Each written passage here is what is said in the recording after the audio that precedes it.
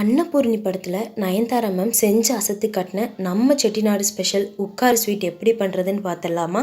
First ஒரு கடாய் எடுத்து அதில் அரைக்க பாசிப்பருப்பை பொன்னிறமாக வறுத்து எடுத்து வச்சுக்கலாம். வறுத்த அந்த பருப்பை 2-3 டைம் தண்ணியில் நல்லா வாஷ் பண்ணிவிட்டு அரை கப் பாசிப்பருப்புக்கு 1.5 கப் தண்ணிங்கிற அளவில் ஊற்றி வேக வச்சுக்கலாம். பருப்பு அந்த ஸ்வீட்டுக்கு ஏற்ற பதம் வந்துருச்சுன்னு தெரிஞ்சுக்கிறதுக்கு நான் காட்டுற மாதிரி ஒரு விரல் எடுத்து இப்படி நசுக்கி பார்த்திங்கன்னா பருப்பு தானாகவே நசுங்கி வரும்.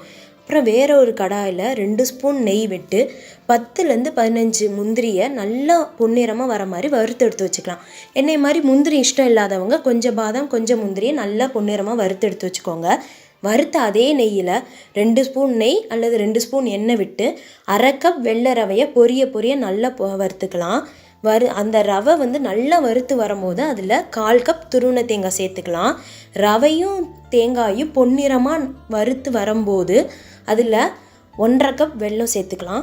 வெல்லமில் மண் இருக்கும்னு நினச்சிங்கன்னா இந்த வெல்லத்தை தண்ணியில் நல்லா கரைச்சிட்டு வடிகட்டி சேர்த்துக்கோங்க.